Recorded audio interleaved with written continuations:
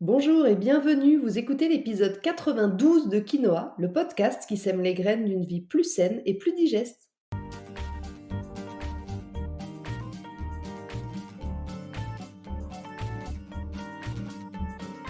Je suis Julie Coignet, naturopathe spécialisée dans les troubles digestifs et les maladies inflammatoires chroniques de l'intestin. J'accompagne aussi les femmes enceintes, les enfants et les sportifs via des consultations sur Montpellier ou à distance et des programmes en ligne. Ma mission à travers ce podcast est de vous aider à adopter de nouvelles habitudes de vie plus saines et équilibrées pour votre santé en général, mais aussi pour vos troubles digestifs en particulier. Dans ce 92e épisode de Quinoa, nous allons parler de la notion de patience en général et plus particulièrement dans les cas de troubles digestifs. Mais avant d'entrer dans le vif du sujet, j'aimerais comme chaque semaine remercier celles et ceux qui s'abonnent à mon podcast sur leur plateforme d'écoute préférée et aussi ceux qui prennent quelques minutes pour me laisser 5 étoiles et un petit commentaire sur Apple Podcast. Vos mots me remplissent à chaque fois de beaucoup de joie et en plus, ils permettent à mon podcast de gagner en visibilité. Alors surtout, ne vous en privez pas. Et pour vous faciliter la tâche, je vous ai mis le lien direct dans la description de l'épisode. Cette semaine, j'aimerais tout particulièrement remercier Kevin qui dit Extra, merci pour ce partage de connaissances simples et concrets sur des sujets souvent flous où on entend dire tout et son contraire. Ça permet une mise au point nette et précise. Merci beaucoup, à poursuivre. Merci à toi Kevin pour ce joli message. Allez, sur ces belles paroles, c'est parti pour l'épisode du jour. Aristote disait La patience est amère, mais son fruit est doux.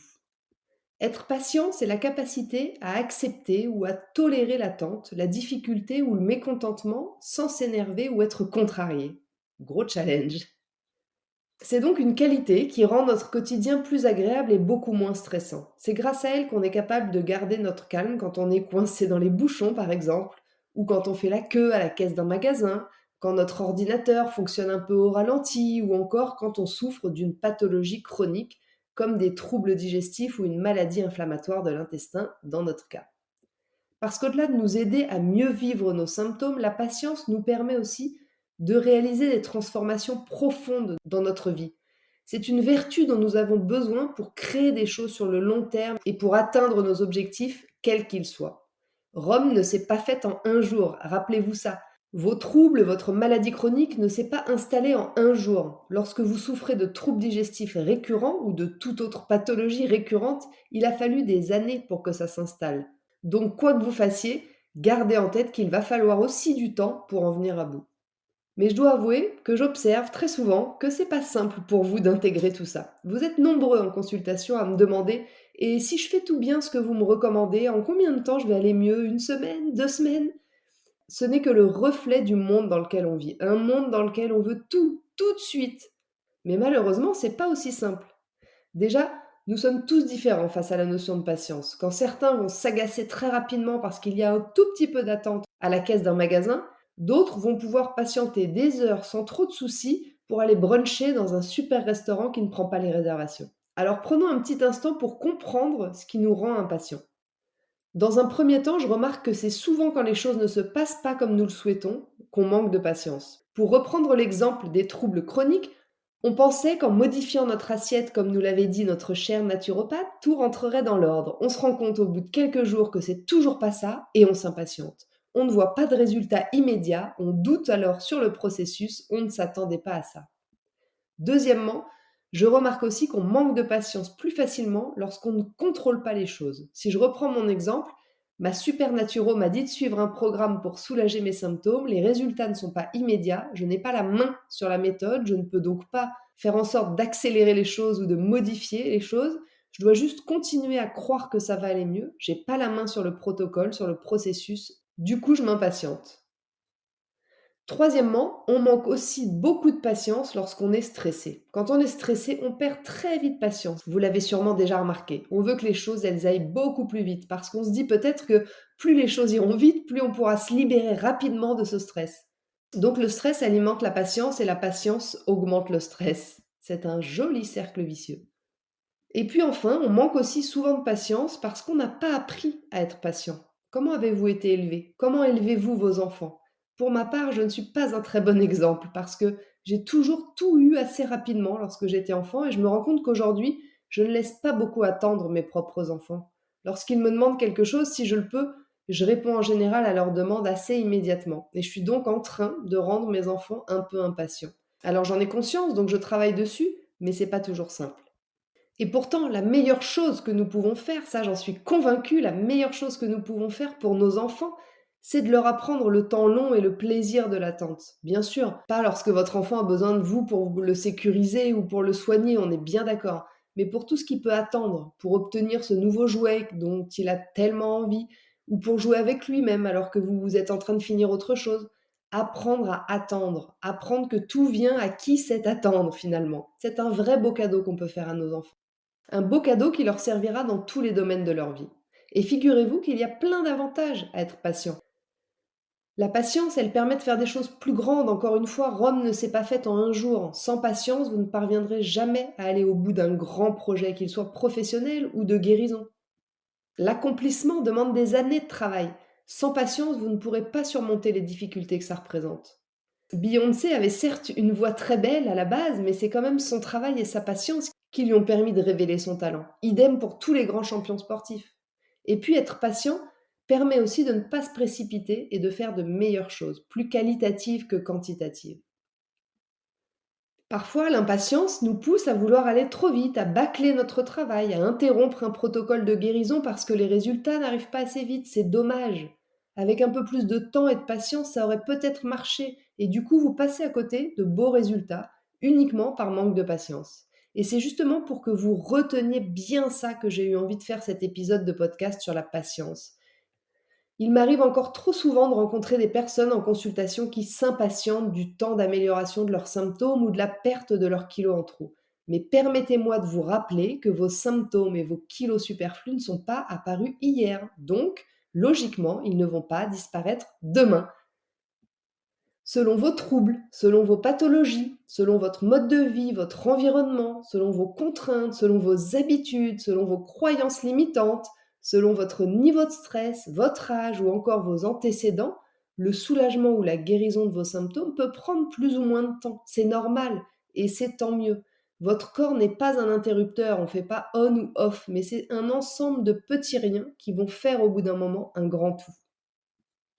Comme je vous l'expliquais dans l'épisode 85 du podcast, dans lequel je parle de ma maladie inflammatoire chronique de l'intestin, j'ai été diagnostiquée d'une RCH en 2015. Et figurez-vous qu'il m'a quand même fallu plus de 5 ans avant de parvenir à endormir ma pathologie d'une manière durable. 5 ans de tests, d'expérience, de joie, puis de déception. 5 ans de patience pendant lesquels j'ai jamais renoncé. J'aurais pu abandonner à tout moment pour me tourner vers un traitement médical classique qui aurait calmé mes symptômes plus rapidement. Mais je savais que si je mettais le pied dans cette voie, c'était l'engrenage, et surtout que je n'allais pas régler les causes de ma maladie. Donc j'ai appris la patience, sur le tas, comme on dit, et aujourd'hui j'en goûte le doux fruit, si je reprends la citation d'Aristote que je vous ai énoncée au début. Est-ce que vous voyez ce que je veux dire? C'est hyper important d'avoir conscience de ça. Je sais que quand on souffre, on a envie que ça s'arrête le plus vite possible. Je peux vous assurer que je le comprends. Je suis passée par là. Mais je ne crois pas aux pilules magiques sans effet secondaire ou contrepartie douteuse. La seule et unique façon, selon moi, de se sortir naturellement et durablement de n'importe quel trouble chronique, c'est de travailler sur les causes. Et forcément, ça prend un peu, voire beaucoup plus de temps. En tous les cas, sachez que c'est l'approche que j'ai vis-à-vis de vous lorsque vous venez me voir en consultation ou même dans mes programmes en ligne. Vouloir aller bien tout le temps et immédiatement, sans rechute, dans des moments difficiles, c'est pas possible et c'est même pas souhaitable. Alors pour vous aider dans cette voie de la patience et du temps long qui, je reconnais, n'est pas easy pour tout le monde, moi la première encore, voici quelques techniques. Tout d'abord, il faut différencier le besoin de patience immédiat, lorsque la pression monte instantanément, et l'apprentissage de la patience sur le long terme. Dans le cas de besoin de patience immédiate, comme quand on se met à bouillir intérieurement parce qu'on est coincé dans des embouteillages, la meilleure solution, c'est de respirer un bon coup, ou alors de penser à autre chose et de positiver. Pourquoi ne pas profiter de cette attente pour appeler un ou une amie, par exemple? Mais ce que nous allons voir maintenant, c'est plutôt quelques pistes pour travailler votre patience sur le long terme. Premièrement, il va être important de redéfinir vos attentes. On perd souvent patience quand ce qui se passe dans la réalité ne correspond pas à nos attentes. Et le problème, est d'autant plus vrai quand nos attentes sont irréalistes. Donc je vous propose de commencer par revoir vos attentes. Soyez réaliste avec vous-même, ne mettez pas la barre trop haute, sinon forcément la déception que les résultats n'arrivent pas assez vite à votre goût va entraîner de l'impatience et puis même de la frustration. Et deuxièmement, adoptez des activités qui développent la patience, comme la méditation. Alors oui, peut-être que certains trouveront que 5 minutes assis à ne rien faire, c'est un temps interminable. Mais avec la pratique, ça peut devenir plaisant, je vous assure. Et puis par la suite, dans n'importe quel moment d'attente, vous serez capable de dégainer ce nouvel outil de méditation.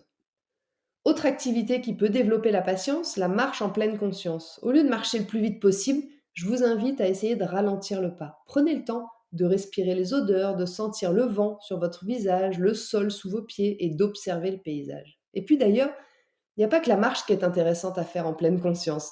Manger, se brosser les dents, prendre une douche, tout peut ou devrait être fait en pleine conscience. Au lieu de vous laisser emporter par vos pensées quand vous faites ces choses-là, essayez plutôt de vous ancrer dans le présent et de porter vraiment votre attention sur ce que vous ressentez quand vous êtes en train de le faire. Portez votre attention, si ça peut vous aider, sur votre respiration. Posez-vous 5-10 minutes au calme et observez votre respiration. Sentez l'air qui entre dans vos narines, dans vos poumons, puis qui en ressort.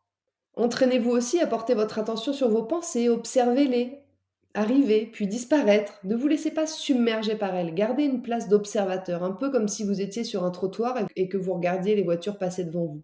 L'idée, c'est de parvenir à prendre un peu de hauteur pour vous détacher de vos pensées.